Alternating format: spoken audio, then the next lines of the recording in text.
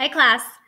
Today, you need to be listening for character traits about Caleb, and your choices are talkative, sensitive, curious, and concerned. So take notes. You're going to need examples of why you chose that particular character trait. So here we go. Chapter 4 of Sara Plain and Tall by Patricia MacLachlan. The dogs loved Sara first. Lottie slept beside her bed, curled in a soft circle, and Nick leaned his face on the covers in the morning, watching for the first sign that Sara was awake. No one knew where Seal slept. Seal was a roamer. Sara's collection of shells sat on the windowsill. A scallop, she told us, picking up the shells one by one. A sea clam, an oyster, a razor clam, and a conch shell. If you put it to your ear, you can hear the sea. She put it to Caleb's ear. Then mine. Papa listened too. Then Sara listened once more with a look so sad and far away that Caleb leaned against me. At least Sara can hear the sea, he whispered. Papa was quiet and shy with Sara, and so was I. But Caleb talked to Sara from morning until the light left the sky. Where are you going? He asked. To do what? To pick flowers, said Sara. I'll hang some of them upside down and dry them so they'll keep some color. And we can have flowers all winter long. I'll come too, cried Caleb.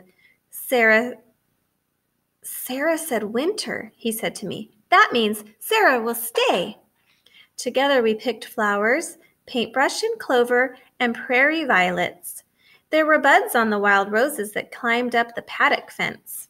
The roses will bloom in early summer, I told Sara. I looked to see if she knew what I was thinking. Summer was when the wedding would be, might be, Sara and Papa's wedding. We hung the flowers down from the ceiling in little bunches. I've never seen this before, said Sara. What is it called? Bride's bonnet, I told her. Caleb smiled at me. We don't have this by the sea, she said. We have seaside goldenrod and wild asters and woolly ragwort. Woolly ragwort, Caleb whooped. He made up a song. Woolly ragwort all around, woolly ragwort on the ground. Woolly ragwort grows and grows, woolly ragwort in your nose. Sara and Papa laughed, and the dogs lifted their heads and thumped their tails against the wood floor. Seal sat on a kitchen chair and watched us with yellow eyes. We ate Sara's stew, the late light coming through the windows. Papa had baked bread that was still warm from the fire. The stew is fine, said Papa. Uh-huh, Sara nodded. The bread is too. What does yeah mean? Asked Caleb. In Maine it means yes, said Sara. Do you want more stew? Yeah, said Caleb. Yeah, echoed my father. After dinner, Sara told us about William. He has a gray and white boat named Kittiwake. She looked out the window.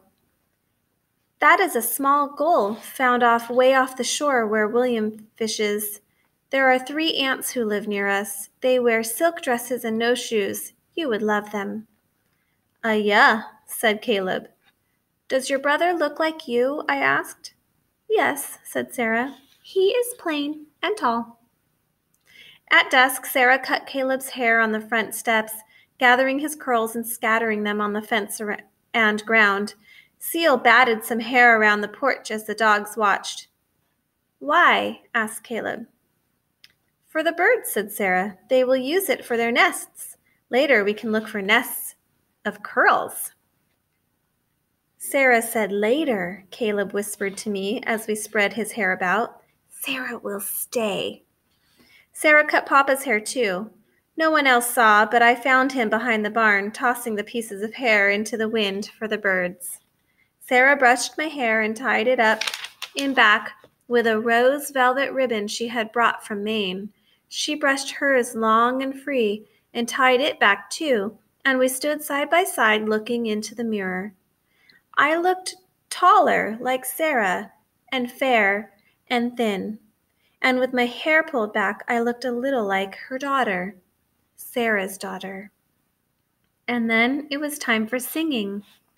Sara sang us a song we had never heard before as we sat on the porch. Insects buzzing in the dark, the rustle of cows in the grasses.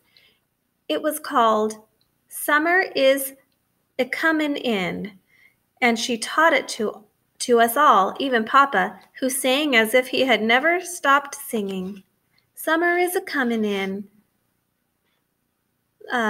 Lude sing cuckoo. What is summer? Asked Caleb. He said it soomer, the way Sara had said it.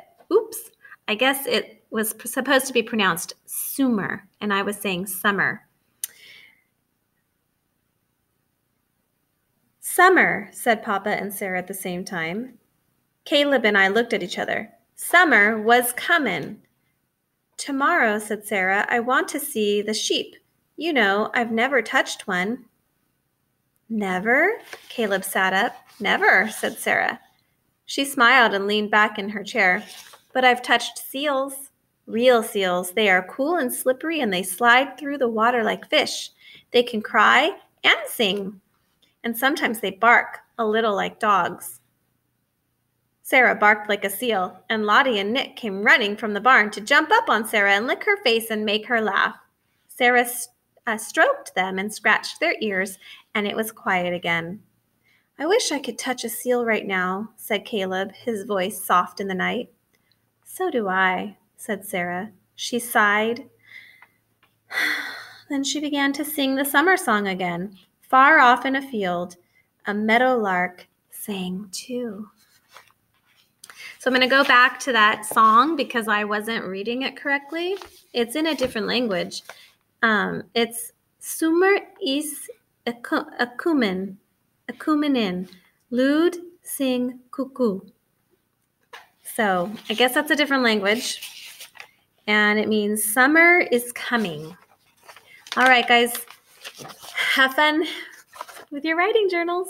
And I'll see you next time. Bye.